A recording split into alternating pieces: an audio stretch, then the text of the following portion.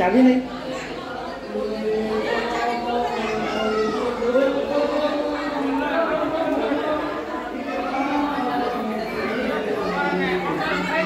है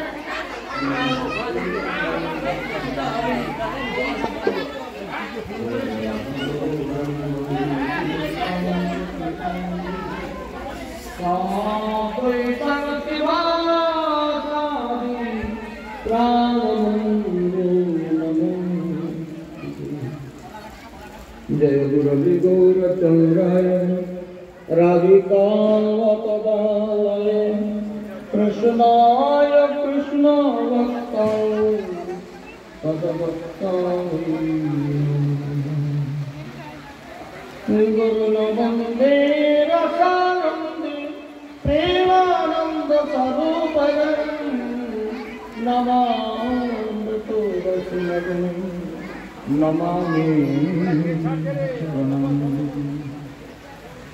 अखण्डं सदाकारं व्यक्तजेन चराचरं तत्पदमिदर्शितं येन तस्मै श्रीगुरवे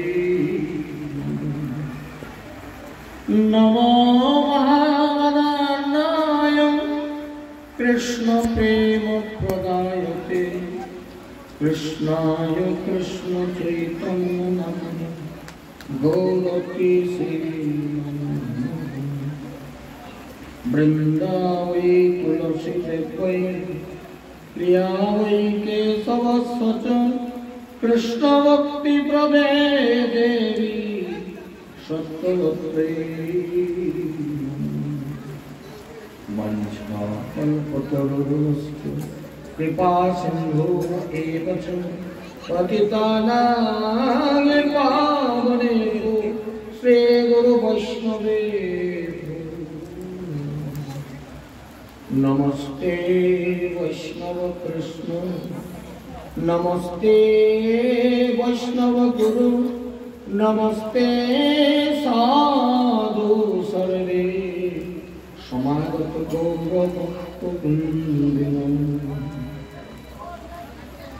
अनात्मे परमानात्मन् शिव शक्ति स्वरूपिणे प्रत्यक्षं सद्गुरु रूपं चिन्मयी परमेश्वरी शिष्यरि विहारिणी भुक्ति मुक्ति प्रदायिनी नमामि श्री गौरेश्वरी दामोदरो विनाशिनी वागीशब्दसुरगणा सर्वार्थोपक्रमे जगन्नाथा कृतकृत्वा सुष्ठं नमामि गजाननम् मरहापीडा विरामं मृगवदतिलकं कञ्जक्सं कम्बुकण्ठं स्मितसुभगमुखं शान्तिस्तम् श्यामं शान्तं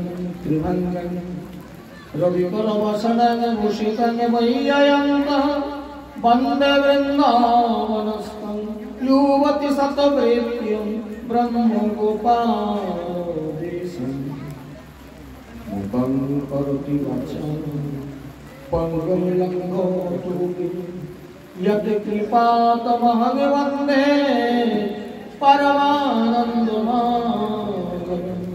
नारायणं नमस्कृत्य नरं चैव नरोत्तमं देवीं सरस्वतीं व्यासं ततो जयमुदीरये तुलसीकाननं यत्र यत्र पद्मवनानि च पुराणपठनं यत्र तत्र संगीतमयि ग्रन्थेर प्रारम्भे करि मङ्गलाचरणं साधु गुरु भगवान तिनेर शरणे हय विघ्न विनाशन अनायास प्राप्त हय श्री श्री राम जय जय हरे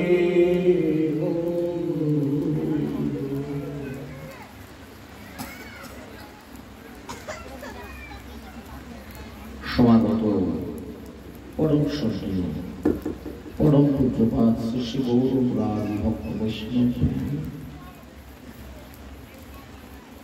तथा श्री राधा गोविंदेर श्रीपाद पद्माश्रयकाली गौर गोविंदेर लीला रस कथा सुधामृत आस्वादन पिपासु रसिक भावुक भक्तवृंद एवं আমার স্নেহময়ী ভক্তিমতী মাতৃমণ্ডলী সকলের চরণ কমলের অধীনে সশ্রত দণ্ডবত প্রণতি গ্রহণ করুন। আপনারা সবাই কিঞ্চিৎ কৃপা আশীর্বাদ করুন যেন আমাদের কণ্ঠে কিঞ্চিৎ কৃষ্ণ কথা স্মরণ ঘটে। জয় জয়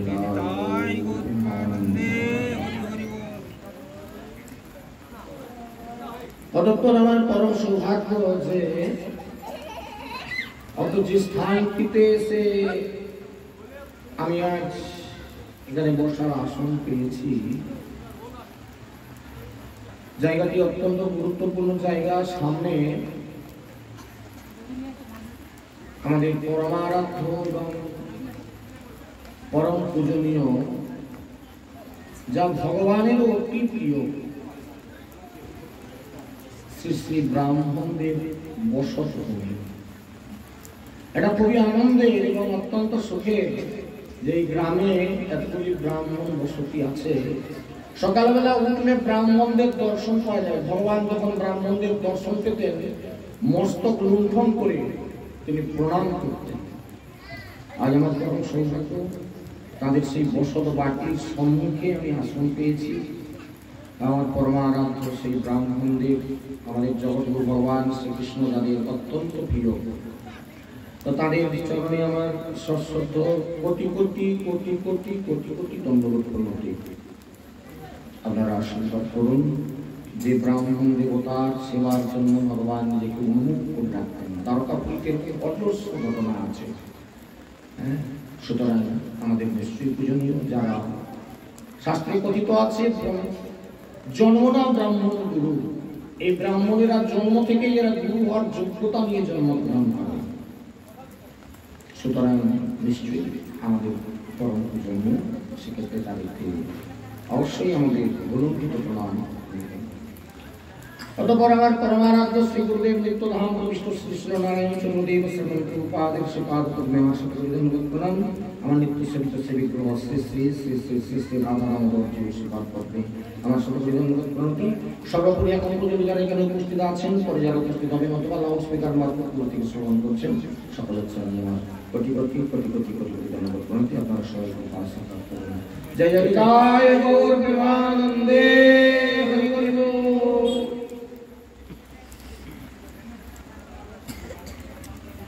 তাও গন্ডগোল করছে, হয়তো কিছুক্ষণ পরে শুরু হবে। সুতরাং আমরা শুরু করি।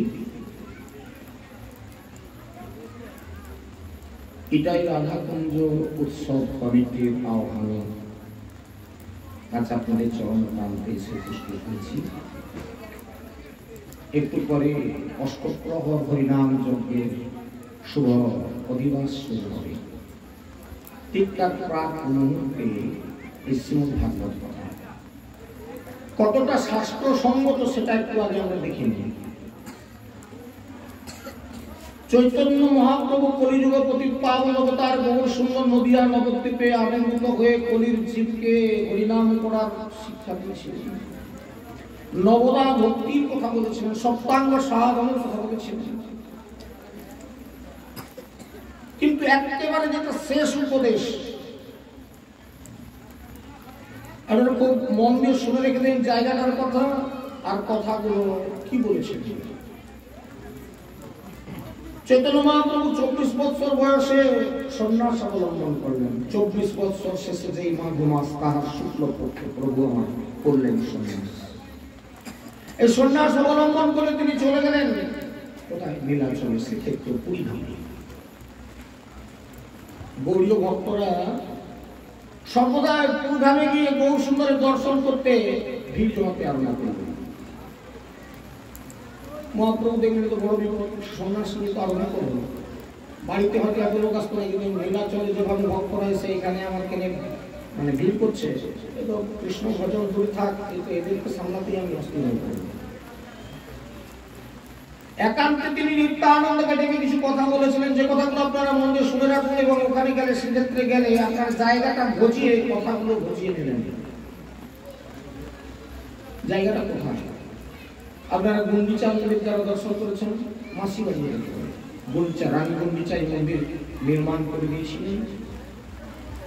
তো প্রসঙ্গ যখন এসেছে কেন নির্মাণ করে দিয়েছিলেন, এই গুন্ডিচা মন্দিরটা কেন তৈরি হয়েছিল, একটু ছোট্ট করে তার ইতিহাস আপনাদের বলে দিন, তাহলে আপনাদের আরো বুঝতে খুব ভালো লাগবে। জগন্নাথ দেব যখন প্রতিষ্ঠিত হলেন, একদিন স্বপ্নে রাজা ইন্দ্রদ্যুম্নকে বলছেন, জগন্নাথ দেব রাজা, তুমি অনেক কষ্ট করে আমার মন্দির নির্মাণ করে আমার প্রতিষ্ঠা দিলে এবং জগৎবাসীর সেবা গ্রহণ করবার মতো আমাকে তুমি আসন করে দিলে।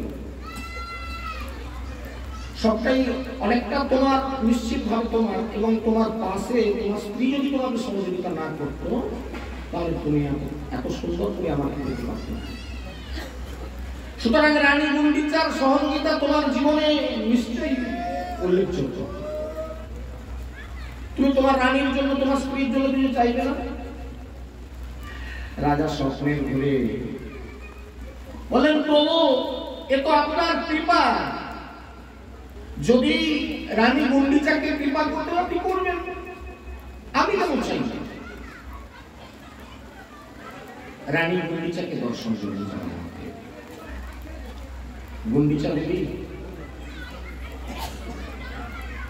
আমার কাছে তোমার চাহিদা কিছু নেই। অদ্ভুত না, জগন্নাথ সারা বইতে পেয়ে যাবেন এই কথাগুলো, আমার কথাগুলো। প্রভু আমার মতো এমন নারী জন্ম যাবে, তবে জীবনটা অনেক কষ্টের। আমি তো সেই নারী জাতির আমার জন্ম, আমি আর কি চাইতে পারবো বলুন আপনার চরণ প্রান্তে? তবুও যদি এই অভাগীর প্রতি আপনার এত করুণা করে থাকি, শুধু আপনার চরণে বসে সেবা করা আমাকে, আর জগন্নাথ দেব গুন্ডিচা দেবীকে কথা দিলেন স্বপ্নের ঘরে, গুন্ডিচা দেবী তোমাকে কৃপা করার জন্য আমি উন্মুখ হয়ে আছি। তোমার সহযোগিতা ছাড়া রাজা ইন্দ্রদ্যুম্ন আমাকে প্রতিষ্ঠা করতে পারত না। তুমি এক কাজ করো, তুমি একটা আলাদা করে মন্দির নির্মাণ করো, যে মন্দিরে বৎসরে আমি 7 দিন গিয়ে থাকবো আর তোমার সেবা গ্রহণ করবো। আপনারা সেক্ষেত্রে গেলে, পরিধামে গেলে আমার এই কথাগুলো মেনে নেবেন। রানী গুন্ডিচাকে কৃপা করার জন্য রানী গুন্ডিচাকে বললেন, তুমি আলাদা করে একটা মন্দির নির্মাণ করো, সেই মন্দিরে বছরে 7 দিন আমি গিয়ে থাকবো আর তোমার সেবা আমি গ্রহণ করবো। বছরে 7 দিন আমি তোমার সেবা গ্রহণ করবো। স্বয়ং জগন্নাথ দেব কৃপা করে রানী গুন্ডিচাকে করেছেন। গুন্ডিচা দেবী এই মন্দিরটা নির্মাণ করলেন। আপনারা মাসি বাড়ি গিয়ে যে মন্দিরটা দেখেন, এটা গুন্ডিচা মন্দির, এই মন্দিরটা নির্মাণ করলেন। বলে প্রভু কোন 7 দিন আপনি আমার গৃহে আসবেন? বলে সে সময় হলে তোমার জানিয়ে দেব। জগন্নাথ দেবের রথযাত্রা আপনারা জানেন না, সারা মাসে রথ কোথায় যায়? গুন্ডিচা মন্দিরে যায়, মাসি বাড়িতে যায়। মাসি বাড়িতে কতদিন থাকে? 7 দিন থাকে, তাই না? অমাবস্যার পরের দিন দ্বিতীয়াতে রথ হয়, আর দশমীর দিন মাসি বাড়ি থেকে ফিরে মন্দিরে আসে। এই 7 দিন গুন্ডিচা দেবীকে কৃপা করার জন্য এখানে থাকে। আমার গৌর সুন্দর যখন এই গুন্ডিচা মন্দিরে জগন্নাথ দেব অবস্থান করছেন, এই সময় গৌরীয় ভক্তরা অনেক গিয়েছেন, নিত্যানন্দ গিয়েছেন। নিত্যানন্দকে একান্তে ডাকলেন গৌর সুন্দর। কোথায়? জায়গাটা আপনারা গেলে ওখানে গিয়ে একটু খোঁজ করে নেবেন। গুন্ডিচা মন্দিরের ঠিক দক্ষিণ পাশে, যেখানে ফুলের বাগানগুলো আছে এখন পেছন দিকে, এই জায়গাটায় একান্তে নিত্যানন্দকে ডাকলেন। নিত্যানন্দ, আমার কথা শোনো, সারা বছর ধরে তুমি এখানে আসবে না, গৌরীয় ভক্তদেরকে নিয়ে ভিড় করবে না। আমি নীলাচলে থাকবো না সারা বছর, আর আমার দেখা পাবে না, আর আমি সেজন্য সন্ন্যাস নিই না যে তোমাদের আমি সেবা ব্যবস্থা করতে থাকবো। একটা সময় মাত্র এই রথযাত্রার আগের দিন যে গুন্ডিচা মন্দির মার্জন যেদিন হয়, সারা বছর তো জগন্নাথ দেব চলে যান মন্দিরে। গুন্ডিচা মন্দিরে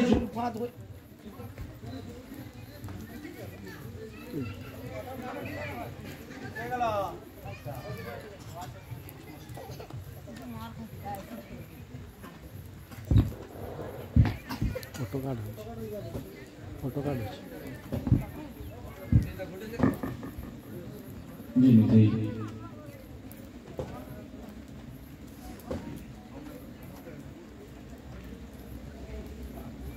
তো এই গুন্ডিচা মন্দির মার্জনা করতেন স্বয়ং চৈতন্য মহাপ্রভু নিজে। সারা বছর ঝুল মাকড়সা যাওয়া ওগুলো করে থাকে। ঠিক রথযাত্রার আগের দিন মন্দির পরিষ্কার হয়। এই জন্য দেখবেন আমাদের দেশের লোকজন সব ছোট দৌড়া যায়, কিসের জন্য যাচ্ছে না? গুন্ডিচা মন্দির মার্জন করার জন্য। জগন্নাথের যে লীলাগুলো আছে, কেন বলছি না, সেই লীলার সঙ্গে আপনাদের এই ইটাই গ্রামের এই লীলা যুক্ত হয়ে গেছে কিনা একটু দেখিয়ে দিই। দেখুন, ওই একটা দিন আমাকে নীলাচলে পাবেন, আমি যেখানেই থাকি না কেন। প্রভু জগন্নাথ সেই মন্দিরে বসবেন, আমি নিজে হাতে পরিষ্কার করব। আজও চৈতন্য মহাপ্রভু নিজে হাতে এই কাজ করেন, অদ্যাপি সেই লীলা করেন গৌর রায়। কোন কোন ভাগ্যবান জীব দেখিবারে পায়। আপনাদের যদি দেখার সেই নয়ন থেকে থাকি, নিশ্চয়ই গৌর সুন্দর এসে সেখানে মার্জনা করছেন, সেটা অনুভব করতে পারবেন। আর আজও নিয়ম আছে, রানী গুন্ডিচার এই মন্দির পরিষ্কার করতে যত ভক্ত আসবেন, রানী গুন্ডিচা তার নিজের দপ্তর থেকে, নিজের থলি থেকে সমস্ত ভক্তদের সেবা দিতেন। এই জন্য আপনারা যদি গুন্ডিচা মন্দির মার্জন করতে কোনোদিন গিয়ে থাকেন, তাহলে দেখবেন ওখানে নিয়ম আছে। মন্দির মার্জনা করার পর রাজা ইন্দ্রদম্ন সরোবর, একটা সরোবর আছে, যেটা মাসি বাড়ি থেকে আগে একটু পূর্ব দিকে এগিয়ে গেল, রাস্তার বামাতি সরোবর আছে, দেখবেন ওই সরোবরে গিয়ে স্নান করতে হয়। মহাপ্রভু ভক্তদেরকে নিয়ে স্নান করতেন, সারা গা হাত ধুলোবাটি হয়ে যেত, কাদা মাদা হয়ে যেত, চলো চলো ভিজে ভিজে। তো এই পুকুরে গিয়ে এই ইন্দ্রদম্ন সরোবরে গিয়ে স্নান করতেন। আর স্নান করে উঠলে রানী গুন্ডিচা সমস্ত ভক্তদের সেবা ব্যবস্থা করতেন। আজও যদি আপনারা যান, এখানে গেলে দেখতে পাবেন সকালবেলা হয়তো খিচুড়ি প্রসাদ দেওয়া হচ্ছিল, তারপর হয়তো চিড়ে প্রসাদ দেওয়া হচ্ছিল, তারপর দেখা গেল যে সেই প্রসাদ শেষ হয়ে গেছে, এখন শুধু শরবত দেওয়া চলছে, তারপর দেখা গেল যে সেগুলো শেষ হয়ে গেছে, রান্না মিঠাই দেওয়া হচ্ছে হাতে হাতে একটা একটা করে। এমনি ভাবে সারাটা দিন যত ভক্ত এই মন্দির মার্জনা করে ইন্দ্রদম্ন সরোবরে স্নান করতে যাবে, রানী গুন্ডিচা সকলের জন্য এখনো সেই সেবা ব্যবস্থা করে গেছে। আপনার কথা পরীক্ষা করে দেখে নেবেন, সেক্ষেত্রে জানেন। ঠিক এই দিনে একান্তে নিত্যানন্দকে ডাকলেন। কোথায়? গুন্ডিচা মন্দিরের পাশে। নিত্যানন্দকে বললেন, নিত্যানন্দ তুমি সারা বছর ধরে এইভাবে ভক্তদেরকে নিয়ে এই শ্রীক্ষেত্রে ভিড় করো না।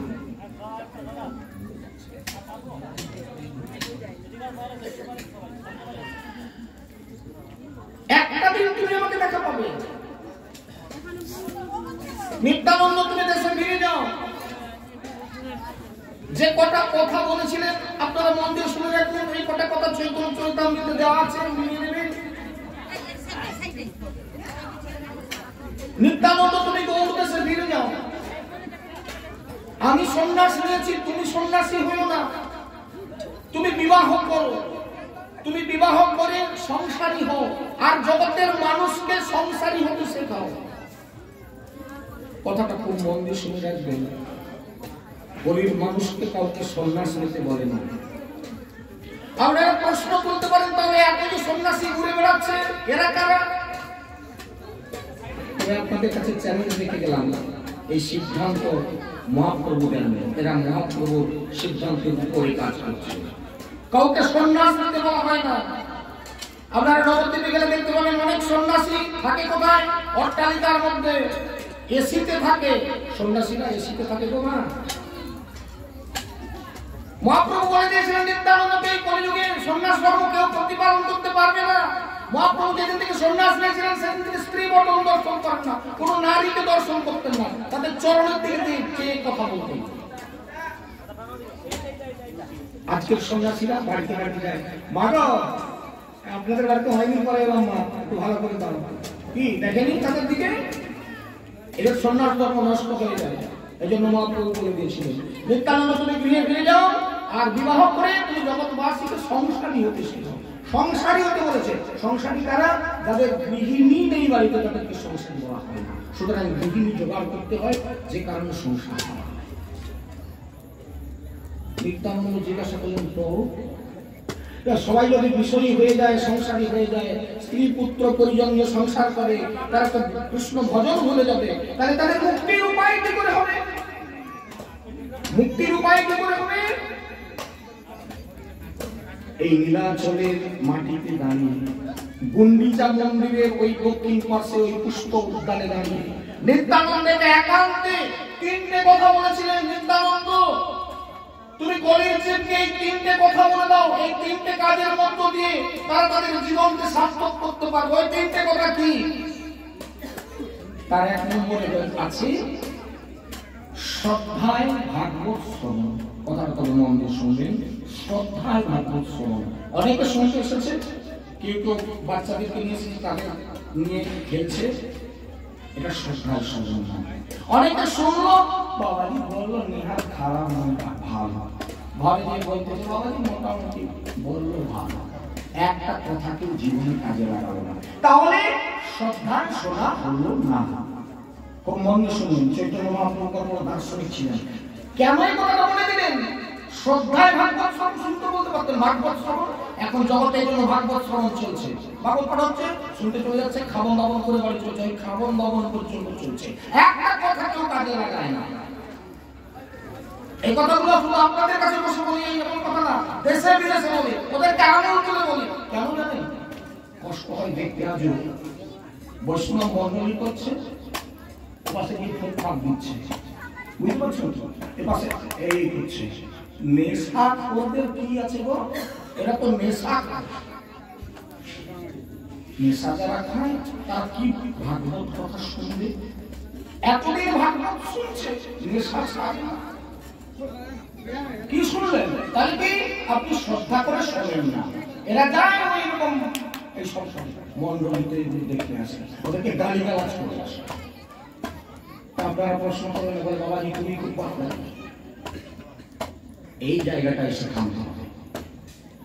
ভাগবত ধর্মের কথাগুলোকে প্রতিপালন না করলে ভাগবত ধর্ম শুরু করা যায় না। ওই চারটা কথা শুনে রেখে দেন। এক নম্বরে হচ্ছে সমস্ত প্রকার জীবহত্যা নিষিদ্ধ, আমিষ আহার বর্জন। দু নম্বরে সমস্ত প্রকার নেশা বর্জন।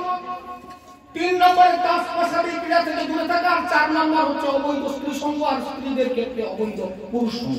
এই চারটে নিয়ম প্রতিপালন না করলে ভাগবত ধর্মের শুরু হয় না।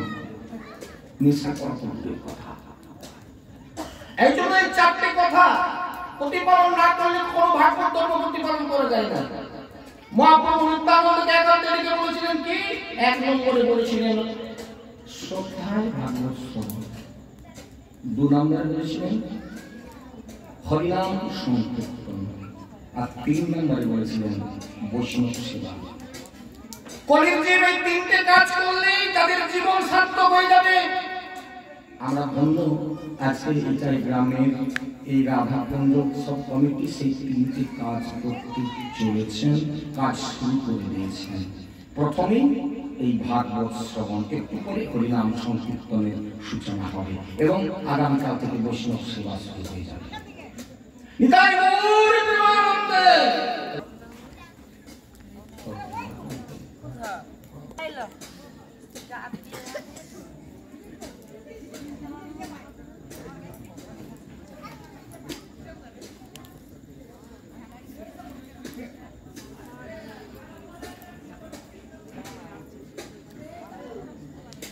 এবার বিদায় যাব।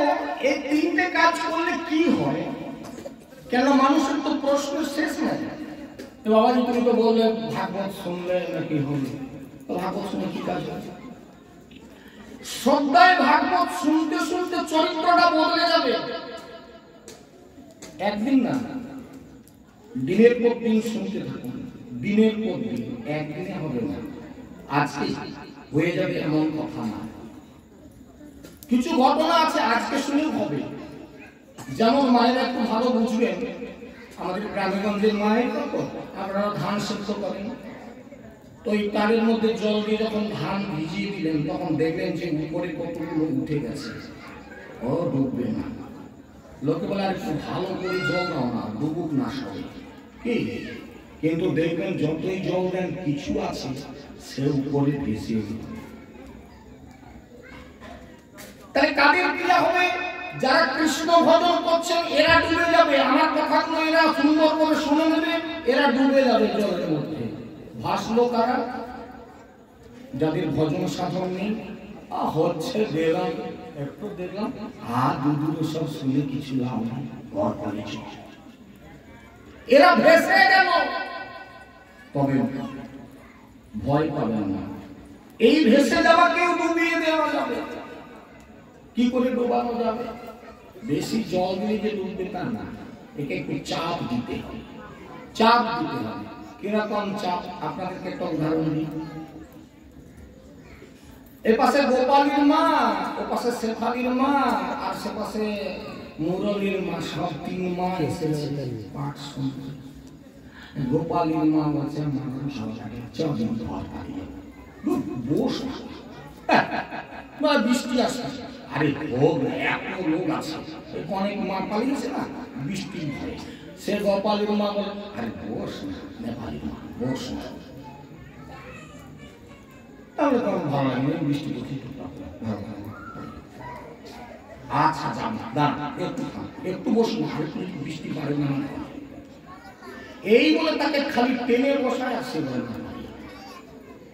চাপে কি হলো না, শেষ পর্যন্ত কোন রকম ভাগবত শুনে তারপরে সে এরকম যদি একটা চাপ হয় তাহলে চাপে সে কিছুটা ডুববে। আর আমি একটা চাপের কথা বলি শুনুন, এই যেগুলো আগড়া ভেসে গেল না, ওগুলো ডুববে, ও এমন ডুববে আর কোনদিন উঠবে না। আগড়াকে কি করবেন? একটা বস্তার মধ্যে ভরে দেবেন, ভরে দিয়ে ওর উপরে কিছু একটা চাপ দিয়ে দেবেন, ইট বা পাথর দিয়ে দেবেন, ও বস্তাটা ডুবে গেল, ডুবে পড়ে রইল, পড়ে রইল, পড়ে রইল 15 দিন, 1 মাস পড়ে রইল। কি হবে? ওই আগড়াগুলো পচে যখন একদম ক্ষত হয়ে যাবে, আর কোনদিন। সুতরাং ভয় পাওয়ার কিছু নেই। আমরা তো অত ভক্ত হতে পারিনি, বাবাজি হতে পারিনি, আর হরি কথা শোনাবো আমাদের ইচ্ছাও নেই, তাহলে আর আমাদের বেকার যে কিছু লাভ নাই। এরা ভুল করে, এরা ভেসে পালিয়ে যাওয়ার কাজ করে। সুতরাং পালিয়ে যাওয়ার কেউ নাই, সবাই ডুবে যাবে। তাহলে শ্রদ্ধা করে ভাগবত শ্রবণ করলেই কিন্তু মনুষ্য জীবনের সার্থকতা অর্জন হওয়ার পথটা এসে যাবে। তার সঙ্গে হরিনাম থেকে জুড়ে যাবে। হরিনাম করলে কি হবে? যতটা শুনলেন, এই যে আমার এই মন্ডলীকে কেন ডাকতে হয়, আমি তো মুক্তিটা দিন হয়ে চলে যাবো। ওই বাচ্চাগুলোকে একটু সান্ত্বনা করে দিতে পারেন যদি কেউ ভালো হয়। তো আমার এই 500 দিনের দরকার কি? একজন খোলবাজিয়াকে ডেকে আনার, আমাদের দুজন কর্তালিকে ডেকে আনার দরকার কি?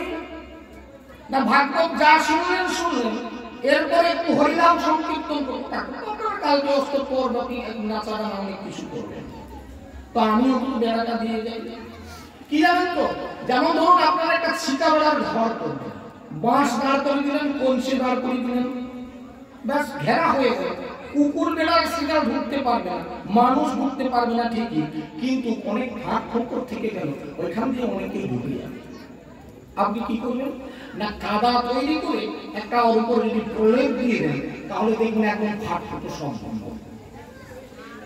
আমরা ভাগবত কথা শুনলাম, তার মধ্যে একটু গন্ডগোল, বৃষ্টি আসলো, বাচ্চা গন্ডগোল করছে, এইসবে অন্যমনস্ক হয়ে যাচ্ছে, ওই যে ফাঁক ফোকরগুলো থেকে গেল। হরিনাম একটু করে নেবেন, দিলে ভাগবত শ্রবণটা আমরা কমপ্লিট করব। নিতাই গৌর প্রেমানন্দে। তাহলে এই যেমন ভাগবত শ্রবণ, 2 নম্বরে হরিনাম সংকীর্তন, 3 নম্বরে বৈষ্ণব সেবা। এই বৈষ্ণব সেবা দিলে কি হয়? বৈষ্ণব সেবা দিলে কি হয় এর মধ্যে খুব সংক্ষেপে একেবারে বলে দিই। এই ভক্তের বেশে ভগবানের দিন আপনার বাড়িতে এসে উপস্থিত হবে। একটা কাহিনী আপনাদের বলি, আপনারা খুব মন দিয়ে শুনছেন, একটা ছোট্ট গল্প শুনছেন। একদিন কোন নারদ ঋষি হরিনাম করতে করতে যাচ্ছেন, হরিনাম করতে করতে চলে যাচ্ছেন, তো রাস্তায় একজন ব্রাহ্মণ, খুব গরিব ব্রাহ্মণ, সে বামুন ঠাকুর মানে নিত্য দুটি, তার উদরে অন্ন জুটে না, হয়তো 5 দিন জুটে না, তারপরে একদিন জুটলো, তাও যে পেট ভর্তি পাবে তা না, হয়তো অল্প জুটলো, এরকম তার কষ্ট। সে নারদ ঋষিকে দেখতে পেয়ে বলছে, ও ঠাকুর একটু দাঁড়ান না।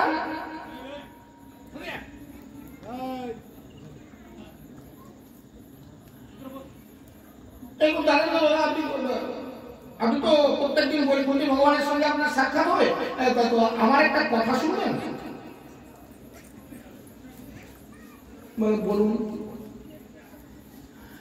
না বলে আপনি প্রভুকে একটু জিজ্ঞাসা করবেন যে আমি এই জগতে কত মানুষ না খেতে পেয়ে ফেলে দিচ্ছে, কত খাবার নষ্ট করে।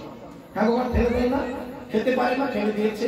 বেশি অন্ন ছিল, গরু তাড়িয়ে দিয়ে দিয়েছে, পচে গেছে, জলে ফেলে দাও। আর সে বামন ঠাকুর বলে আমি খেতে পারি। তো বলে আপনি একটু প্রভুকে জিজ্ঞাসা করবেন আমার কষ্টটা কেন, লোক খেতে পায় না ফেলে দেয়, আর আমি লোক খেতে পাই না, এটা আপনি জেনে আসেন। এখন নারদ ঋষি আজকে গিয়ে ভগবানের কাছে দাঁড়িয়েছে। ভগবান অন্তর্যামী পুরুষ, তিনি সবই তো শুনেছেন। আপনার এখানে এসে কে গোলমাল করছেন, কে শুনছেন, আর কে অন্যমনস্ক আছেন, ও তো ভগবান জানে, আমি নাই জানি, ও ভগবান জানে। নারদ ঋষিকে বলছেন, প্রভু ওই যে রাস্তায় একজন বামুন ঠাকুর, না বলে হ্যাঁ বাবা আমি সবই শুনেছি। না বলে সে যে আমাকে জিজ্ঞাসা করলো যে সে কেন তার পেটে অন্ন জুটে না, একটু বলবেন?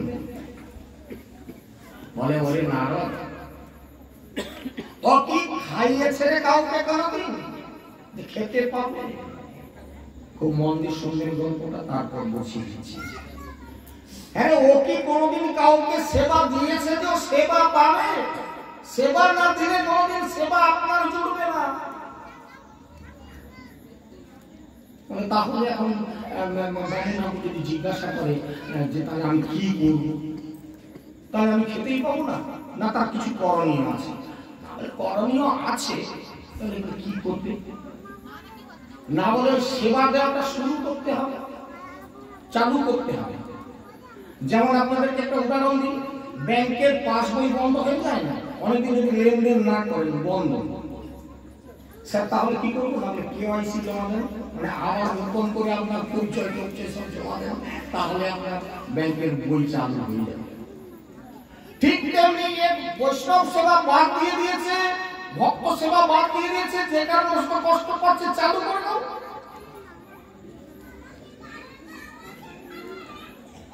কি আপনি বলেন আমি ঠিক বুঝতে পারছি না। নারদ ঋষি বলছে বলে আপনার কথাগুলো ঠিক মতো বুঝতে পারছি না। বলে আরে বুঝলি না, আসলে কি জানিস, প্রত্যেকের নামে আমার কাছে একটা কৌটা আছে। কৌটা কৌটায় যাদের জমা আছে তারা খাচ্ছে, সংসার চালাচ্ছে, বগল ব্যক্তি করছে। যাদের কৌটায় জমা নাই তাদের নাই। আচ্ছা, এতদিন আমি যাওয়া আসা করতেছি, আপনার কৌটা তো কোনোদিন দেখিনি। কিরকম ওই বামুন ঠাকুরের কৌটা কোথায় আছে দেখান, কিন্তু তার কৌটায় কি আছে আমার তো দেখে যাই। দেখবি না? বাচ্চাগুলো ভীষণ গোলমাল করছে, এবারকে একটু সান্ত্বনা করুন। ওরা যদি একটু দৌড়াদৌড়ি ছোটাছুটি করে প্যান্ডেলের মধ্যে, তাহলে কি করে হবে? বাবা ভাগবত কথার মধ্যে তোদের কিছু নাই, তোরা সেই দিকে যাও, আমার রাস্তা দিকে রক্ষা কর বাবা। না না, আসলে দোষ তো ওদের নয়, ওদের মতো আমি যখন ছিলাম আমি তো আরো খারাপ করছিলাম। দোষ ওদের নয়।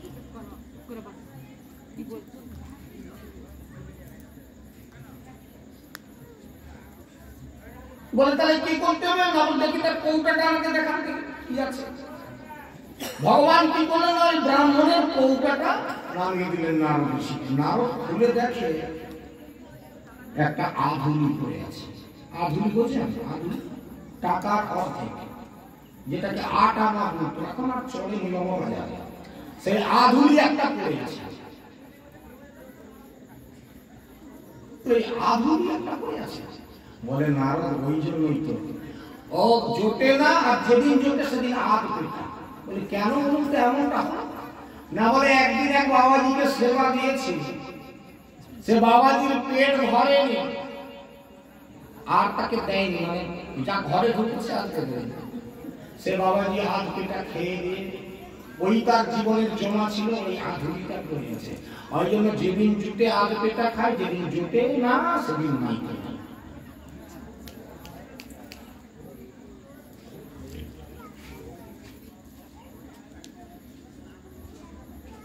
এটা কিরকম কথা বলছেন? তাহলে বাবা এইটাই ঠিক কথা, যেদিন জোটে সেদিন পায়, আর তাও আধ পেটা। মায়েরা কথাটা ভালো করে মন দিয়ে শুনবেন। কেউ যদি এসে বাড়িতে কোনোদিন বলে মা গো খাওয়া দাওয়া নেই, খাওয়া থেকে দুটি অন্ন দেবেন মা। আমার একটা কথা আপনাদের বলি, দেখা গেল যে আপনার সকলের খাওয়া দাওয়া হয়ে গেছে, অন্য যেটা আছে ওই তুলবে না। আপনি একটু অনুরোধ করবেন বাবা যেটুকু আছে আপনি কি এরকম আছে এই ভালো তরকারি নেই বা ইত্যাদি, একটু আলু সেদ্ধ আছে, দেখি বাবা আপনি সেবা করবেন। আপনার অন্য আর নাই যা দিয়েছিলেন, তাহলে বেরোবেন না, এমনটা করবেন না। বাবা কিছু মনে করবেন না, গতকালের পান্তা কিছু আছে, যদি কিছু না মনে করেন আমি দিতে পারি না। বাবা দাও না, মুড়ি রুটি দিতে পারি, ওর উদরটা পূর্তি করে ছাড়বে, আর ওটা কাউকে খাইয়ে ছাড়বে না। যেমন এই ঠাকুর মশাই করেছে, আর ওটা খাইয়েছিল আর ওটা খাচ্ছে। তবে সে জীবনে ঠাকুর মশাই ছিল, অন্য লোক ছিল। ও তো জামার পরিবর্তন, জামার পরিবর্তন। এই জামাটা পরে এসেছি আমি, কালকে দেখবেন যে হাত কাটা জামাটা পরে এসেছি। এইরকমই ব্যাপার হয়। মানুষের কাজ করলে মানুষের জামা পাওয়া যায়, আর মানুষের কাজ না করলে ইত্যাদি ইত্যাদি জামা পাওয়া যায়। তাই জন্য কর্ম আমাদেরকে খুব ভালো করে লক্ষ্য রাখতে হবে, যাতে করে আমরা মানুষ হতে পারবো কিনা সেরকম জায়গা। তো এখন ওই ব্রাহ্মণ ওই নারদ ঋষিকে বলল যে ঠিক আছে, ওই আধুলি যখন আমার আছে ওই আধুলিটাই এনে দাও, আমি আবার চালু করবো বিষ্ণু সেবা। আধুলিটা এনে দিয়েছে। সে তো আর আজকের কথা না, সে যে কালের কথা বলছি সেকালে আধুনির দাম অনেক ছিল। সে করেছে কি বামুনটা পুরো আধুলি দিয়ে যা যা সংগ্রহ করা যায় সংগ্রহ করেছে। আর নারদ ঋষি পরম বৈষ্ণব মানুষ, তাকে বলেছে বলে আপনাকে আমি সেবা দেব। নারদ বলে দেখো তোমার সঙ্গে কথা বলতে গিয়ে আমাকেই সেবা গ্রহণ করতে হবে, না বলে আমি এখন বৈষ্ণব কথা করতে হবে। আপনি যখন কাছে আছেন আপনাকে দিয়ে আমি সেবা শুরু করবো।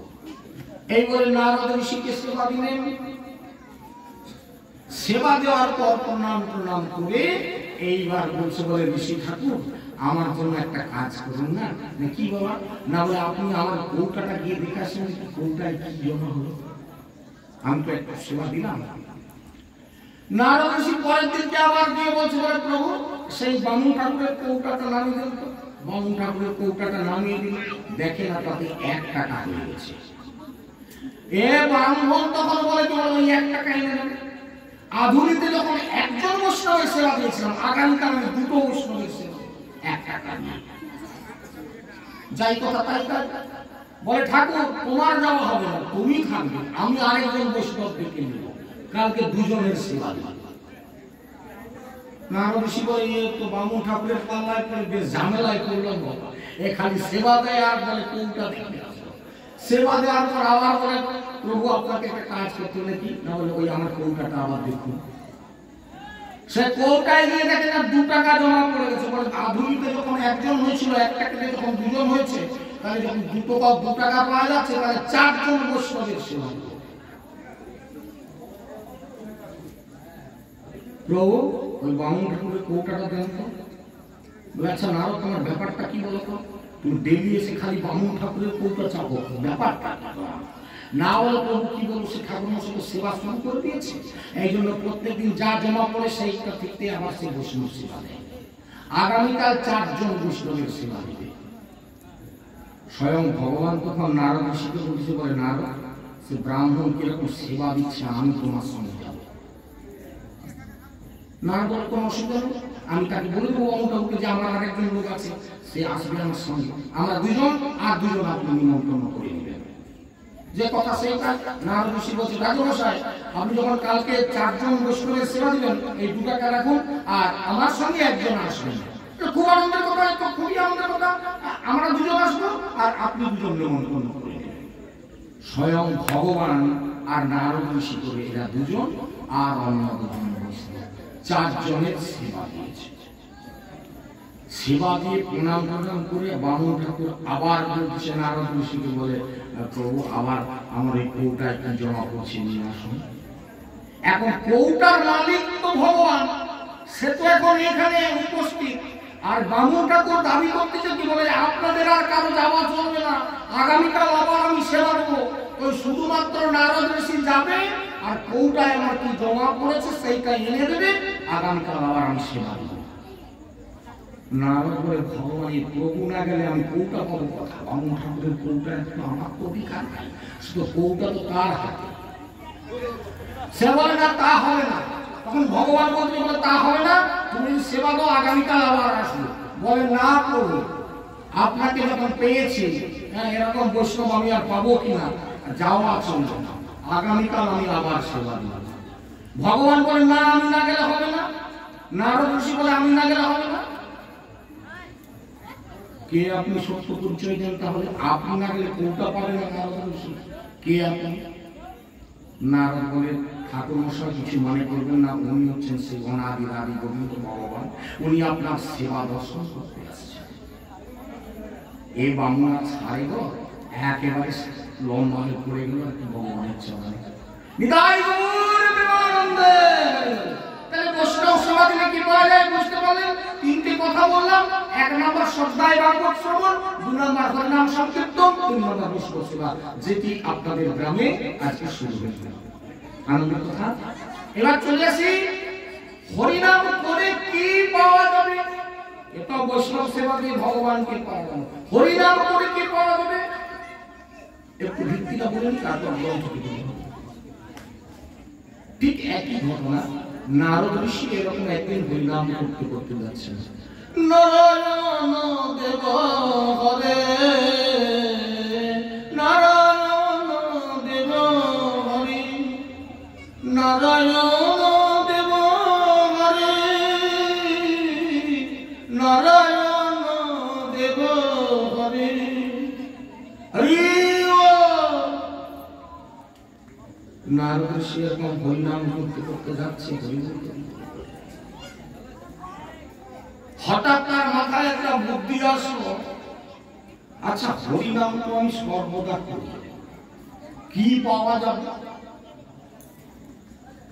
আজকে প্রভুকে গিয়ে ধরবো, ভগবানের কাছে আমি গিয়ে ধরবো যে প্রভু তোমার নাম করে কি পাওয়া যাবে। নারদ ঋষি কি আজকে ভগবানকে প্রণাম করে মুখ কাঁচুমাচু করে দাঁড়িয়ে আছে। ভগবান তো অন্তর্যামী পুরুষ, সকলের মনের কথা তার অজানা থাকে না। বলে নারদ তুমি মনে হয় কি বলবে করছে? বলে হ্যাঁ প্রভু বলো না কি বলবে বলো। না বলে প্রভু আমি তো সবসময় হরিনাম করি। কি সবসময় হরিনাম করি? এত হরিনাম কেউ করে না। হরিনাম করে কি পাবে? জগতের মানুষ হরিনাম করলে কি পাবে? নারদ এই কথাটার উত্তর জানতে হলে তোমাকে কষ্ট করতে হবে। না বলুন কি করতে হবে? না বলে তোমাকে একবার জমা হয়ে যেতে হবে। কি কথা আপনারা খুব মন দিয়ে শুনছেন? বলুন তো, হরিনাম করলে লোক জমা হয়ে যাবে? জমা হয়ে যাওয়ার জন্য লোক তারা হরিনাম করছে? বলে নারদ তোমাকে সে কথা বলিনি, এই উত্তরটা পেতে গেলে তোমাকে জমা হয়ে যেতে হবে। ও তাহলে যমরাজ বুঝি আমাদের প্রশ্নের উত্তরটা জানেন, আপনার জানা নাই। তাহলে বলে খানিকটা সেরকমই বলতে পারে। ঠিক আছে, নারায়ণ দেব হরে জমা হয়ে যাচ্ছে। নারদ ঋষি হরিনাম করতে, হ্যাঁ হরিনাম করতে করতে খুব মন দিয়ে শুনলেন, হরিনাম করতে করতে জমা হয়ে যাচ্ছে। নারায়ণ দেব হরে, একবার বিভোর হয়ে গাইছে নারায়ণ দেব হরে। মন রে রাধা কৃষ্ণ বল, রাধা কৃষ্ণ বল, রাধা কৃষ্ণ বল মন, রাধা কৃষ্ণ বল, রাধা কৃষ্ণ বল। এখন জমালয়ের মালিককে যমরাজা, যমরাজাকে সূর্যের পুত্র যমরাজ, সূর্য পুত্র যম। দপ্তর কি? এই জগতে পাপী তাপীদেরকে শাসন করার জন্য তার কিছু ব্যবস্থা আছে। সেখানে লোকজন নিয়ে তাদের কর্মফলের উপরে ভিত্তি করে তাদেরকে কষ্ট পাওয়ানো হয়, যাতনা দেওয়া, যম যাতনা দেওয়া। এটা যমরাজার কাজ। এখন যমরাজা শুনতে পেল যে হরিনাম করে করে এদিকে কেউ আসতেছে, বিপদ। সে নারদ ঋষি একবারে বুঝতে পারছেন, তার তো কোনো কুণ্ঠা নাই, একবারে প্রেমানন্দে গাইছে রাধা কৃষ্ণ বল, রাধা কৃষ্ণ বল। এখন মাথা নেড়ে নিচে গিয়ে একবারে তোলপাড় করে নিয়ে আসতেছে। যমরাজা বলে বিপদের সীমা নাই, এখন আমি যাই কোথায়? এই হরিনাম দিয়ে যদি জমালয়ে ঢুকে তাহলে আমার ব্যবসা কাছে উঠে যাবে। জমালয়ের ব্যবসা কি যমরাজার ব্যবসা? পাপী তাপীদেরকে কষ্ট পাওয়ানো, ব্যবসা লাভ। সে যমরাজ তখন ছুটে বেরিয়ে যাচ্ছে, মানে ওই নারদ আসবার আগে তাকে রাস্তায় ঘিরে দিবে। হ্যাঁ ছুটছে, ঊর্ধ্বশ্বাসে ছুটে যাচ্ছে যমরাজ।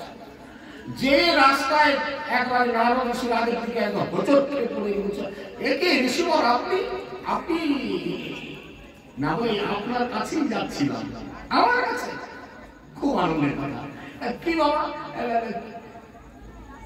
বলে রাস্তায় বলি, আচ্ছা আপনারা কি বলেন? আপনার বাড়িতে আমি যাচ্ছিলাম, রাস্তায় দেখা হয়ে গেছে, আপনি কি বলবেন? আপনার মানসিক মানবিকতাটা কি বলে? ঠিক আছে বাড়ি চলুন, আমার বাড়িতে চলুন। তাহলে এটা বলা আপনার উচিত না, বলে এইখানে সেরে গেল। ছোট লোক কোথায় লোক, যমরাজ দেখবে এখন ছোট লোকই কারবারি করতে হবে না, বড় লোকই দেখাতে গেলে আমার বিরোধ থাকতে যায়। বড় লোকই দেখাতে গিয়ে যদি এখন নারদ ঋষিকে দেখে নিয়ে যায়, মুখে তো সবসময় বললাম না কৃষ্ণ কিছু নেই, তাহলে আমার ব্যবসা রাখতে ওদের বিপদ রাখতে জায়গা নেই, তো সুতরাং রাস্তায় ছেড়ে যাওয়া হলো। বলে তার ঋষিবর আমার বাড়িতে হঠাৎ আপনার কি উদ্দেশ্য? না আমার একটা প্রশ্ন ছিল। আমার কাছে প্রশ্ন? না প্রভু বললেন আমি কি করবো? প্রভু বললেন তিনি জানেননি প্রশ্নের উত্তরটা, আমার কাছে পাঠিয়ে দিলেন, হয় না? আচ্ছা বলো কি প্রশ্ন বলো? না বলে এই যে আমি হরিনাম করি, হরিনাম করলে কি হবে? প্রভু যেমন আর তুমিও সেমন। আমি প্রশ্নের উত্তর কি করে জানি? হরিনাম করে কি হয় না হয় সে প্রভু জানে, তার নাম সেটা হলে কি করবো, কেউ লোক করলে তার কি হয় ফল সে তার বুঝে। আমি জমালয়ের মালিক, তা আমি কি করে জানবো? না সত্যি বলছেন, তোমাকে আমি মিথ্যা বলবো? দেখো শুধু আমাকে একটা ঝামেলা করার জন্য প্রভু তোমার কাছে পাঠিয়ে দিলেন। এবার যাই ঘুরে নারদ ভাবছে মনে মনে গিয়ে আজ গুরুকে এমন ঝাড়টা দিব, শুধু উল্টা আমাকে ঝামেলা করা কি দরকার, বলবেন কি বলবেন, এরকম একটা মনে মনে রাগ হয়ে গেছে নারদ। তো ঘুরে যাবেন, তো তখন যমরাজ বলতেছেন কি বলে একটা ছোট লোকে কারবার হয়ে গেল, মানে রাস্তায় কথা সেরে গিয়ে ঘুরি দেওয়া একটা ঋষি মানুষ, হ্যাঁ, কবে আর আসবেন না আসবেন। তো বলতেছেন বলেন ঋষিবর, আপনি যখন এতটা রাস্তা এলেন তো আমার একটু ঘর দুয়ার দেখে যাবেন না? তোমার ঘর দুয়ার তো দেখবার জন্য যাচ্ছি না, তুমি তো আমাকে রাস্তা থেকে বলেন না না যাবেন তো চলুন, কোনো অসুবিধা নেই, তবে একটা কথা আছে। কি? কুলু, মুখে কুলু কাটা ছাঁদা করে চাবি লাগিয়ে সে বলে মানে আপনার মুখে যে হরিনাম আর কি, হরিনাম করা যাবে না। কোন জায়গায় আপনারা কি বলেন? যেমন ধরুন হরিনাম কোথায় হয় না, রাস্তাঘাটে হরিনাম হয়, আপনাদের স্কুল মাঠে হচ্ছে, শীতলা মন্দির প্রাঙ্গণে হচ্ছে। কেউ যদি বলে যে মাঠে কীর্তন করবো, আমার ঘরে জায়গা নেই, হবে। কেউ শ্মশানে যাচ্ছে, হরিনাম করে করেছে, তাহলে মরা শিক্ষা নাই হরিনাম হয়। এমন কোন জায়গাকে নিয়ে যাবে হরিনাম করা যাবে না? আচ্ছা হরিনাম কোথায় হয় না বাবা? একটা জায়গা আছে সেখানে হরিনাম হয়, সেটার নাম ভাগা। পশু মৃত পশু যেখানে খাওয়ানো হয় ভাগা, ভাগা কেউ হরিনাম করে, মরা চিন্তাতেও করে, কিন্তু ভাগা কেউ করে না। তাহলে কি ভাগাকে নিয়ে যাচ্ছে আমাকে নাকি বাবা? নারদ ঋষি বলে ইয়ে কি তাহলে আমাকে ভাগাকে নিয়ে যাবে, হরিনাম করা যাবে না? বলে নারদ তুমি কি ভাবছো? বলে না ভাবছিলাম হরিনাম করা যাবে না এমন কোন জায়গা থাকতে পারে, সেই জায়গার কথা ভাবছিলাম। বলে না না সেই কথা নয়, আসলে আমার ওখানে একটু অসুবিধে হয় আর কি, তুমি কিছু মনে করো না বাবা, হরিনামটা বন্ধ করবি তো পুরি গেল, কিছু সময় ছিল, তারপর তুমি সারা জীবন করো না। বলে আচ্ছা ঠিক আছে চলবে, আমি কুলু মাতলাম।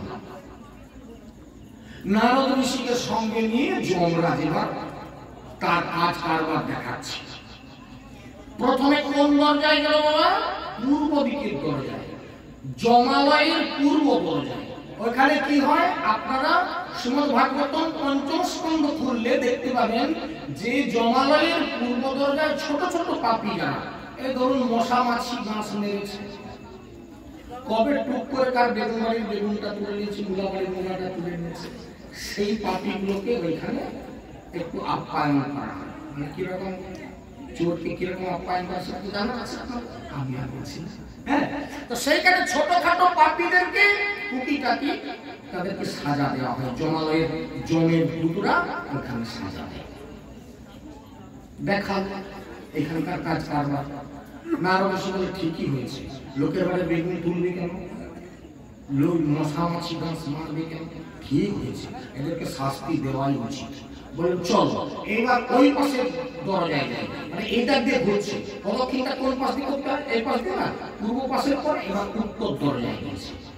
উত্তর পাশের দরজায় জমালয় কি আছে আপনারা যদি জানতে চান তাহলে একটু জেনে রাখুন, অপেক্ষাকৃত একটু ভালো করা।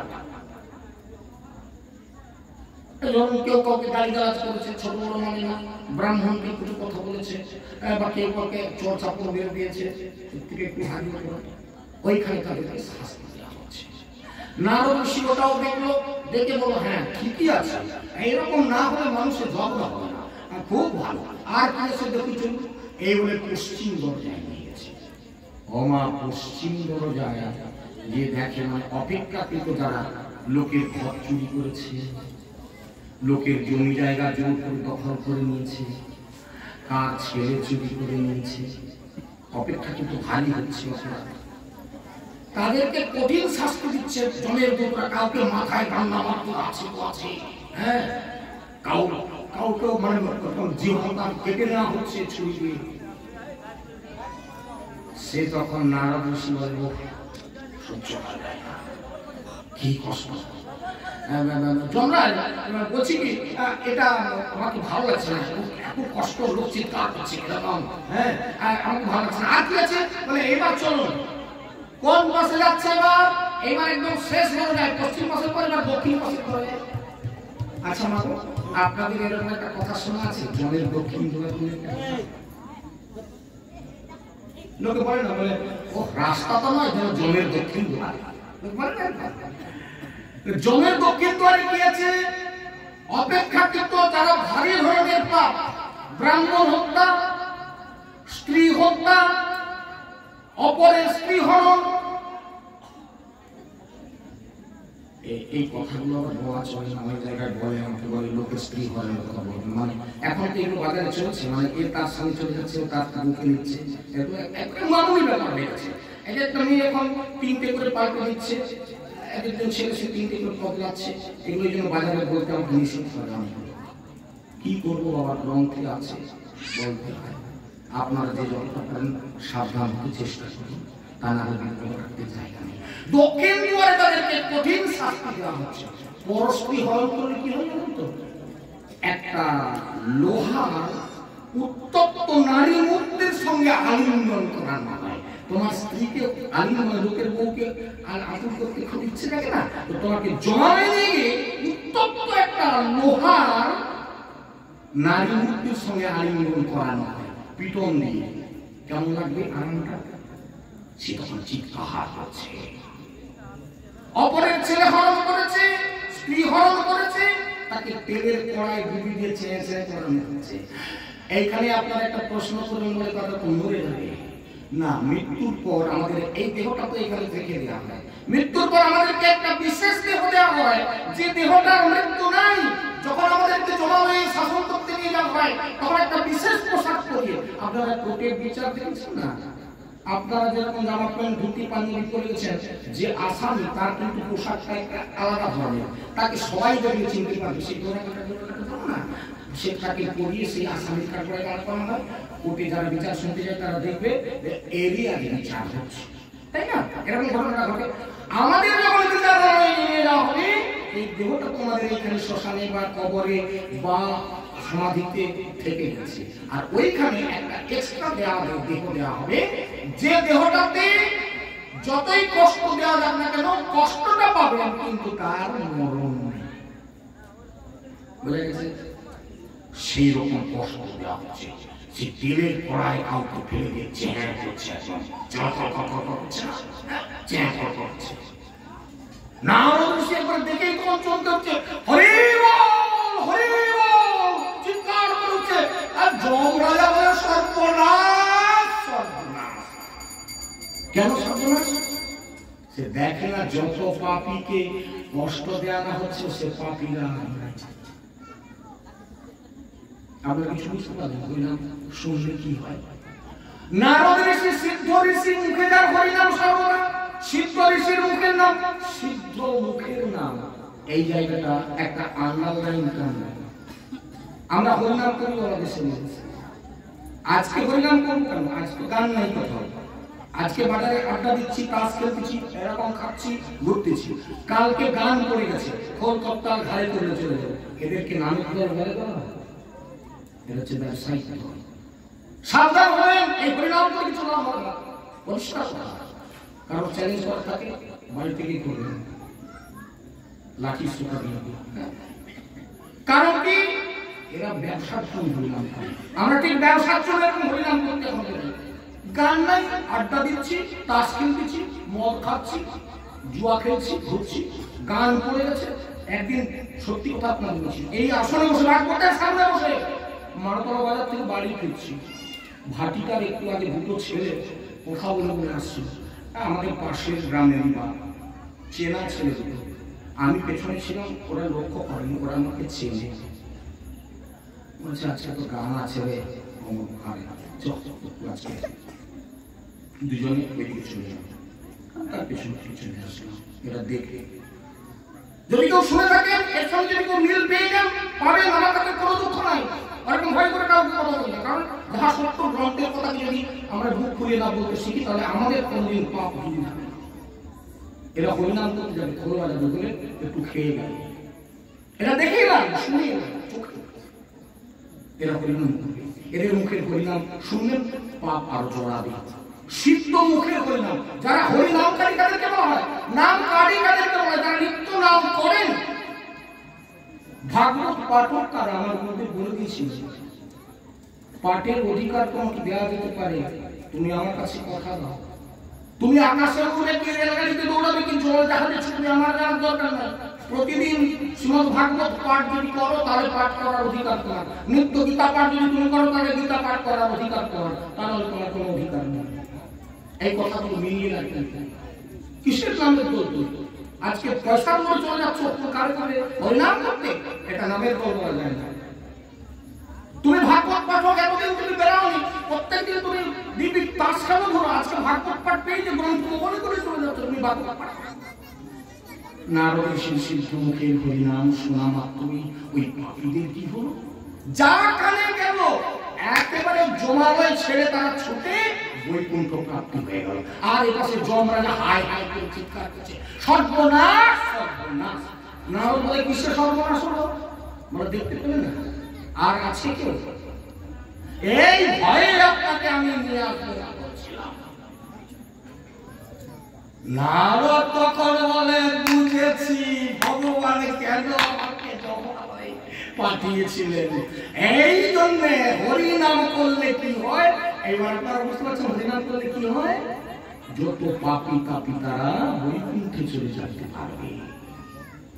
নারদ বলে, এ তো বৈকুণ্ঠে যাওয়ার পথ দেখলাম এই যমরাজে, তাই একবার পৃথিবীর দিকে গিয়ে দেখি।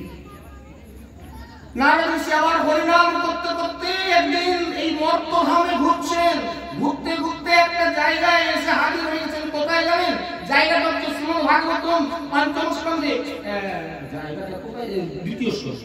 কোন জায়গাটা? রাজা অম্বরীশ, ভক্তিপূর্ণ রাজা, অত্যন্ত ভক্ত।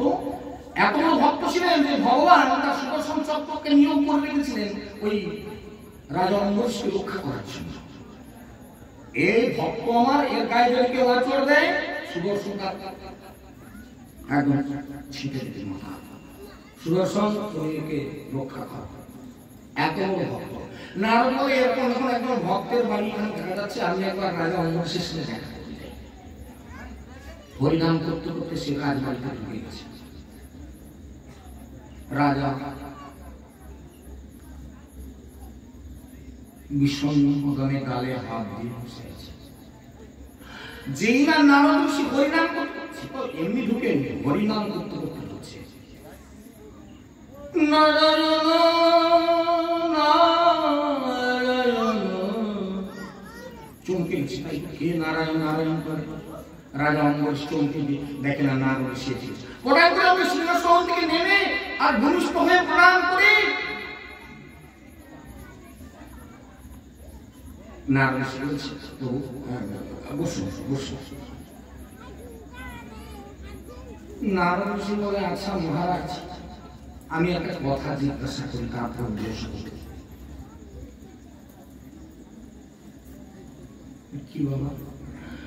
না বলে আমি ঢুকেই দেখলাম আপনি সিংহাসনে বসে আছেন, গালে হাত আর মনে হয় কি চিন্তা? আপনার আপনি কি চিন্তা করছিলেন? না তোমাকে কি বলবো জানো? বলুন না কি হয়েছে। একটি মাত্র আমার ছেলে, অবশ্যই একমাত্র ছেলের নাম ছিল ইক্ষাত। একটি মাত্র ছেলে আমার, বয়সটা এখন 9+, 9 বছর কয়েক মাস। সমস্ত জ্যোতিষরা বলে দিয়েছেন এর যেদিন 10 বছর বয়স পূর্ণ হবে এ মারা যাবে। বলতে পারো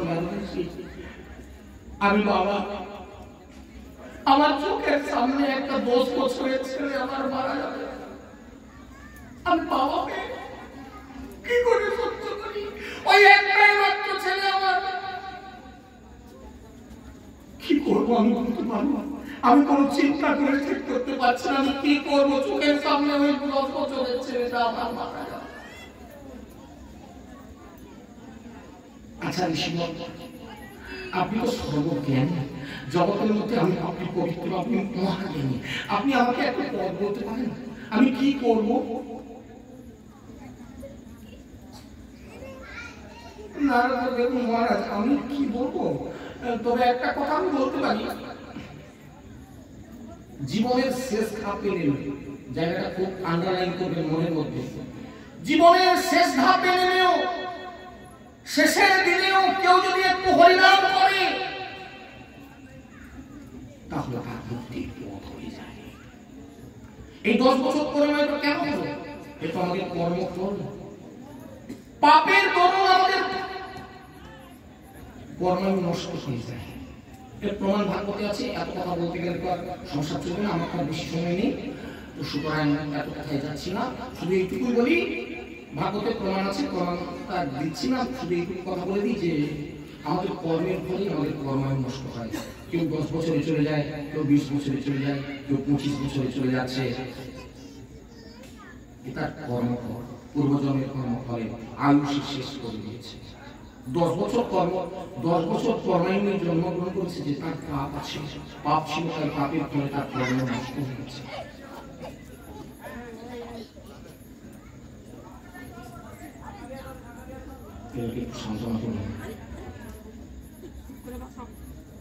সামনে একটা বাচ্চারা চিৎকার করে শুনলে হবে না, অবশ্যই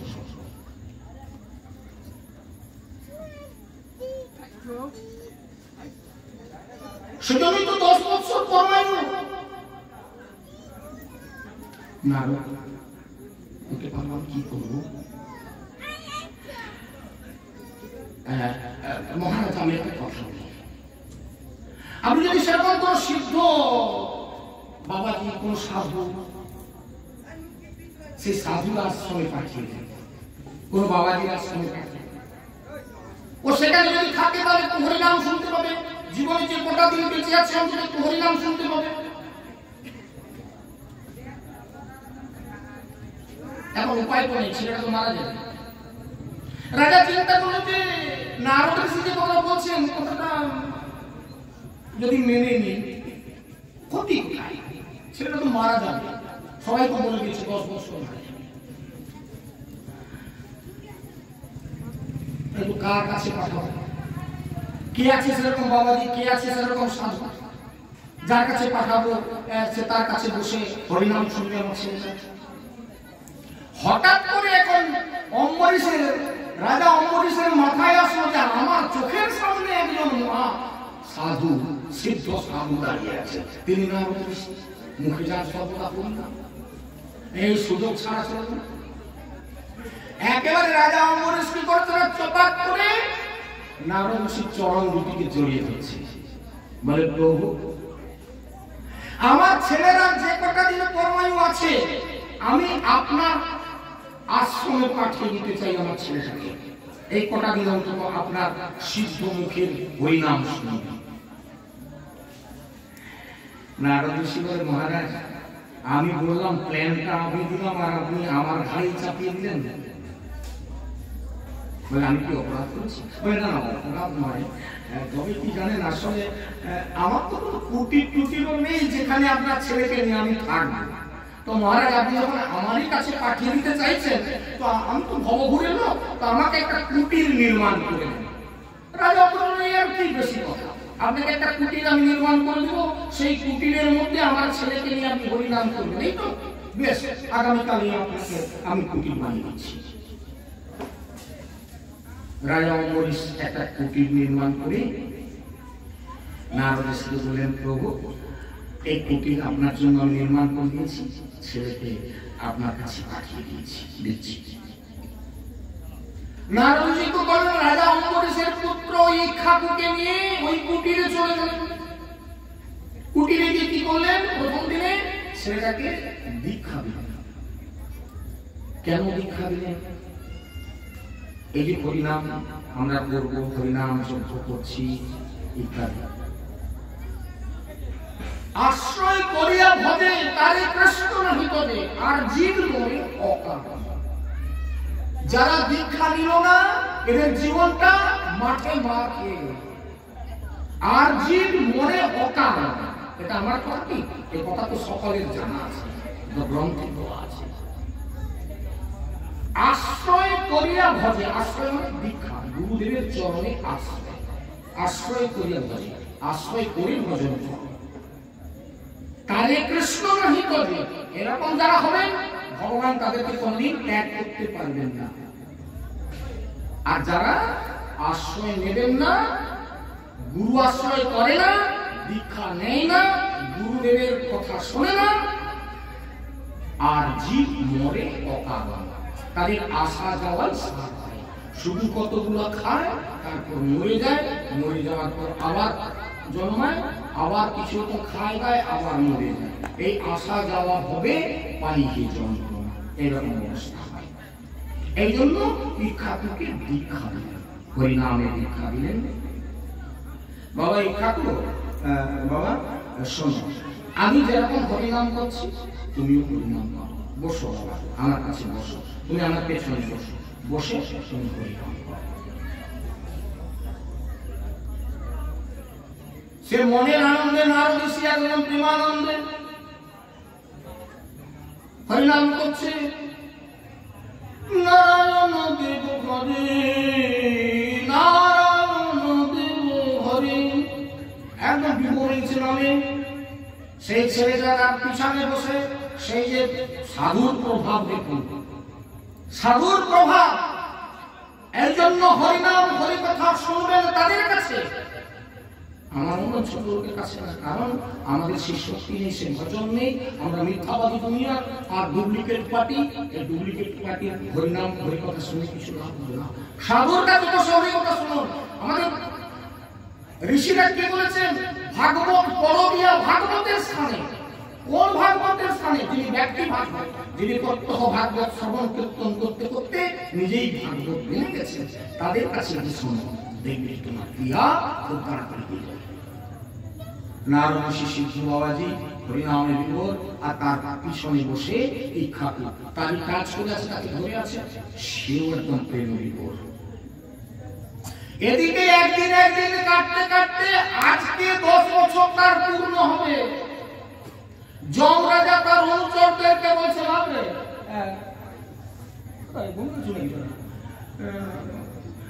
যমরাজা বলতেছে তার অনুচরদেরকে, শুনেছিস সে যে ইক্ষাতু 10 বছর তার পর নাই, আজকে তার 10 বছর পূর্ণ হচ্ছে, যা তোরা তাকে বেঁধে নিয়ে আসবি, তারপরে আমি তাকে সাজাবো। জমের দূতরা একবারে 5 গন্ধ নিয়ে, জমের দূতরা কিরকম যায় জানেন আপনারা? জানা নেই না? কে আর মরছে বাবা, আমরা তো কেউ এখন মরিনি না, যারা আছি বেঁচে আছে। তো যারা মরছে তাদের কাছ থেকে শুনলে তবে তো বুঝতে পারবো। তা সেরকম একজনের সঙ্গে একদিন দেখা করে আমার সঙ্গে কথা হচ্ছে, কিরকম বলি, তোকে কিরকম করে জমের দূতরা নিতে এসেছিল বল না। আমার সঙ্গে দেখা হয়েছে, খাওয়া সে বলে জানো, ওই বাবা সে বলনি বাবা কিরকম, আরে বড় বড় মুলামলা দাঁত, চোখ গলা গলা, আর সে হাতে লোহার চেন, আর সে ঘরের লাঠি, মানে লোহার ডান্ডা, হ্যাঁ, না চলতে পারলে পিছন লাগাবে। আমার তো দেখেই জীবন শেষ। জমের এইরকম দূতরা 5 দণ্ড নিয়ে এখন ইক্ষাতুকে খুঁজে চলছে, তাকে নিয়ে আসে। খুঁজে খুঁজে সেই নারদ ঋষির আশ্রমে গিয়ে দেখে তো সে হরিনাম করতেছে। একটা কথা খুব ভালো করে মনে রাখবেন, যার মুখে হরিনাম হতে থাকবে না, জমের বাপও তার কাছে যেতে পারবে না, জমের বাবা পর্যন্ত তার কাছে যেতে পারবে না। সে জমের পুত্রা এসে দাঁড়িয়ে আছে, সে তো হরিনাম করেই যাচ্ছে। 2-5 ঘন্টা দাঁড়িয়ে আছে, হরিনাম বন্ধ হয়নি, আর তাকে নিয়ে যাবে কি করবে? সে তো নারদ ঋষিকে কাজ করে বসে আছে, আর হরিনামে বিভোর। দরকার নাই, তাকে প্রভুকে রিপোর্টটা দিয়ে দিই, প্রভুকে যমরাজ। 2-5 ঘন্টা পরে তারা ফিরে গেল জমালয়ে, বলছে প্রভু তাকে নিয়ে এসেছিস? বলে কি বলবো আপনাকে, কেন কি হয়েছে? না বলে সে তো নারদ ঋষি তাকে কাজ করে বসে আছে, তারা দুজনে হরিনাম করছে, আমরা শুনবো কি করে?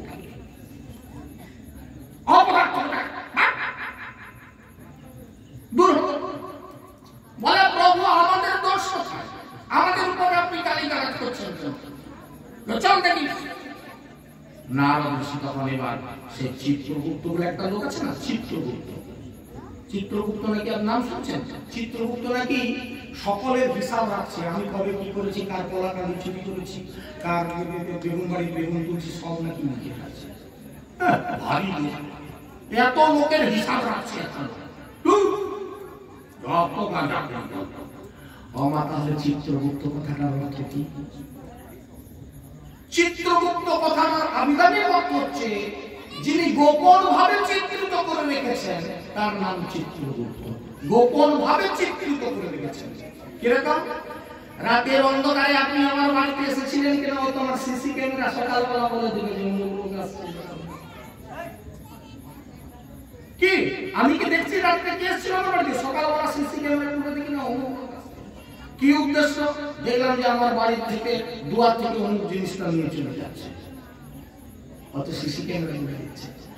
এই তো বিজ্ঞান, তো এই শাস্ত্রকে জ্ঞান করে বিজ্ঞান তৈরি হলো, তাই না? সুতরাং এরই নাম চিত্রগুপ্ত, যিনি গোপন ভাবে চিত্র তুলে রেখেছেন, ইনি হচ্ছেন চিত্রগুপ্ত। সেই চিত্রগুপ্তকে সঙ্গে নিয়ে যমরাজ কোথায় হাজির হলো? সেই নারদ ঋষির আশ্রম, যেখানে হরিনাম হচ্ছে, তাকে করে দিয়ে বসে। নাম চিন্তামণি কৃষ্ণ চৈতন্য রস বিগ্রহ, পূর্ণ শুদ্ধ নিত্য মুক্ত ভিন্ন আত্মা নাম নামি। এই যে ভাগবত কথা হচ্ছে, আপনারা এসে আসনে বসেছেন, এই আসনটার মূল্য কিরকম জানেন? আমরা তো এর আসনের মূল্য বুঝি না। বকতেছি আপনাদের, তখন কিছু বাচ্চারা গোলমাল করছে, এদেরকে শান্ত করুন। অনেকে ভাবছে ছেলে মেয়ে নিয়েই যাই, এসে এখানে গোলমাল করবো। নিয়ে আসছেন তো আপনারা, আমি গালি দিচ্ছি বলে এরকম ভাববেন না। তো আপনাদের বাড়ি ছিল, আপনারা সবাই করে নিয়ে আসছেন গোলমাল করার জন্য। কেউ মিথ্যা বললাম না। এখন ঘটনাটা হচ্ছে কি জানেন তো? নারদ ঋষি কাজ করে বসে আছে, যমের দূত যমরাজ আর চিত্রগুপ্ত করে সবাই যাচ্ছে।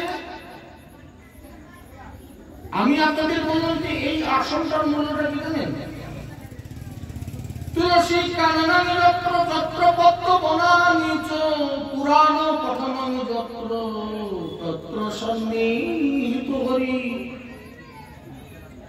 আপনার পর সন্ধ্যাবেলা পর্যন্ত ভাবতেছেন যাবো না যাবো না, জল আসছে ভিজে যাব।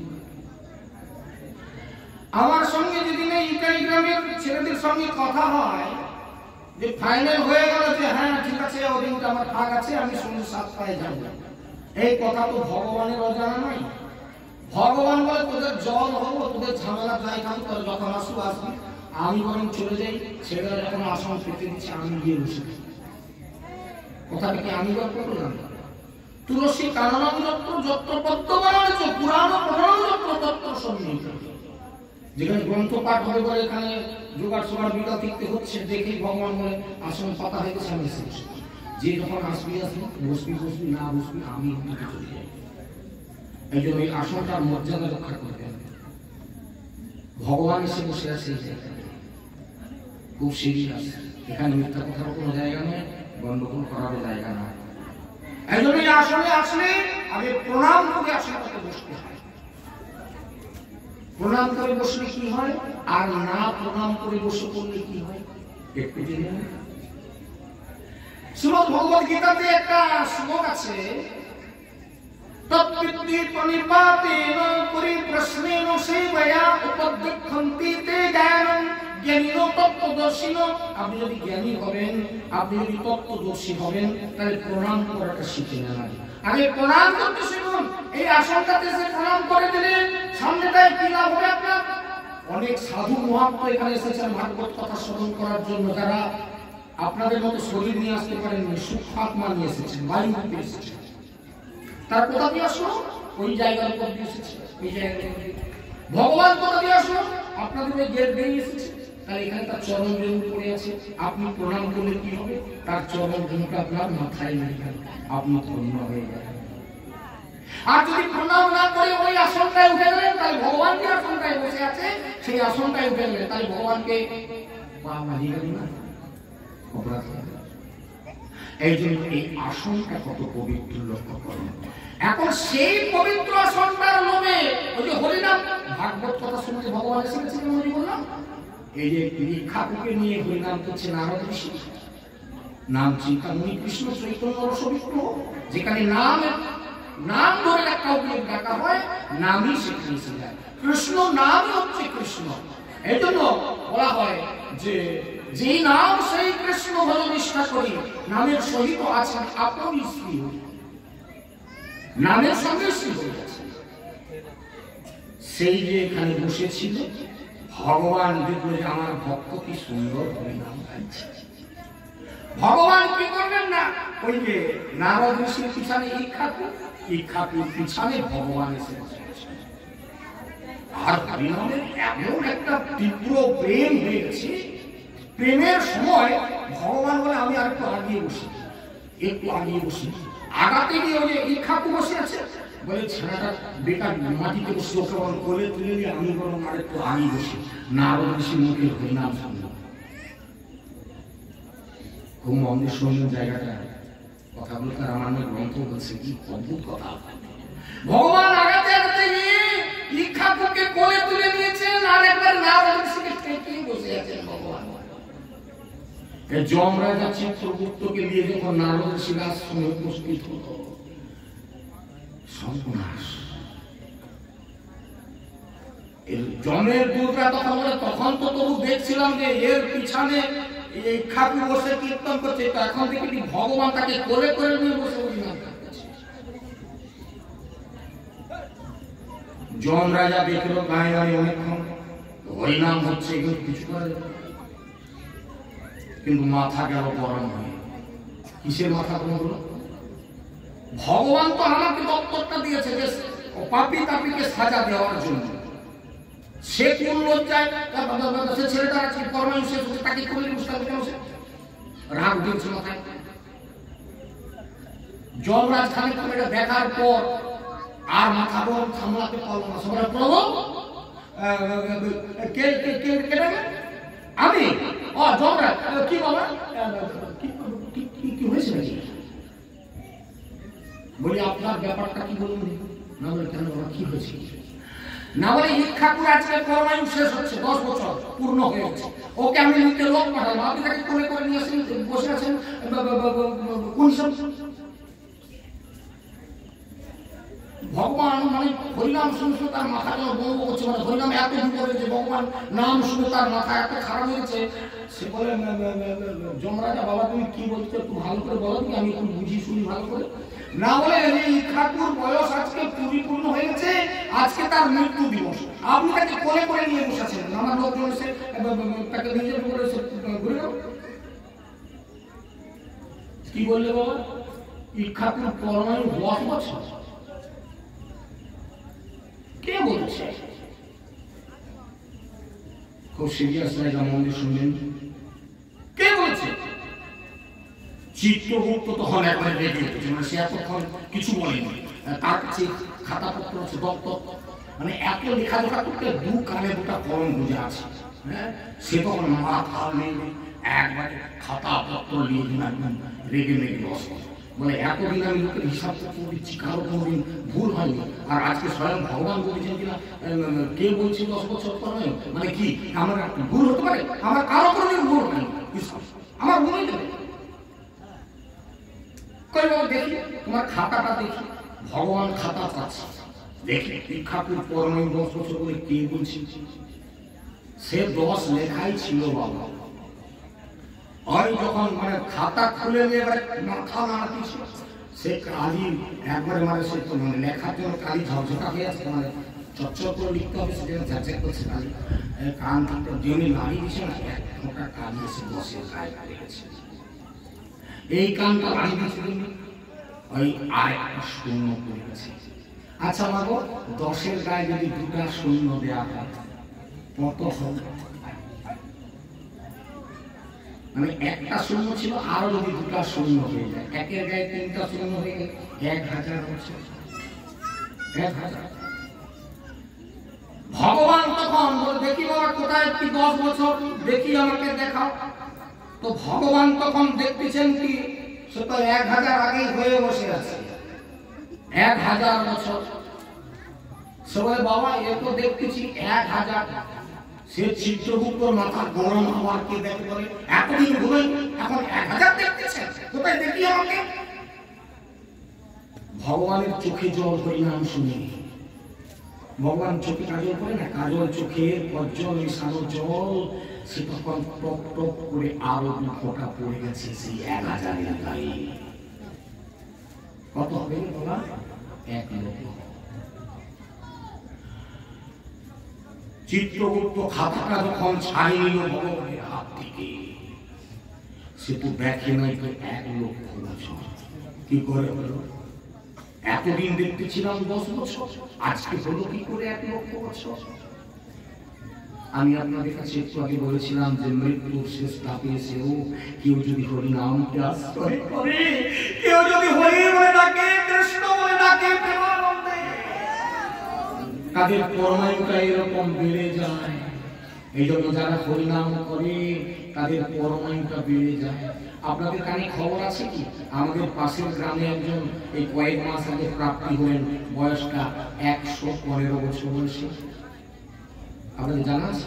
শোনা আছে? আমাদের পাশের গ্রামে কামাল গৌর হরিদাস বাবা, তার স্ত্রী এখনো বেঁচে আছেন, 104 বছর বয়সে। দেখে আসেন কিসের জন্য বলতেই হবে হরিনামের জন্য। আমার জ্ঞান থেকে তাকে দেখেছি, আমি তাকে করে করে বহন করেছি। মৃত্যুকালে তার ওজনটা হয়তো হয়েছিল 30-35 কেজি, কিন্তু তার স্ট্যামিনা দেখে মাথা খারাপ হয়ে গেল। মৃত্যুকালটা তার কেমন হয়েছে জানেন? এখানে অনেকে হয়তো আছেন তার কাহিনীটা জানতেও পারেন। ছেলেদেরকে নাতিদেরকে সব ডেকে বলে, তোরা একটু হরিনাম কর, হরে কৃষ্ণ বলে হাতে তালি দিয়ে করতেছে, ভাই খোল নিয়ে ঠাকুর ঘর থেকে খোলটা খোল করতাল নিয়ে হরিনাম করতে করতে চলে 115 বছর বয়সে। কিসের তেজ? হরিনাম। আমরা পাবো কিন্তু একজন চ্যালেঞ্জে বলবেন আমি 100 বছর, আমি অনেক আগে আর কদিন থাকবো কিনা। কারণ কি, নামের উপরে এইরকম ভরসা। সেই হরিনাম যজ্ঞ আপনাদের গ্রামে অনুষ্ঠিত হবে, এই নামকে বিশ্বাস করুন, প্রেমের সঙ্গে এই হরিনাম করুন। যারা এই হরিনাম করছে, করাচ্ছে, তাদের হাতে হাত বাড়িয়ে সহযোগিতা করুন। নিশ্চিতভাবে আমাদের সামনে একটা উজ্জ্বল ভবিষ্যৎ গড়ে উঠবে।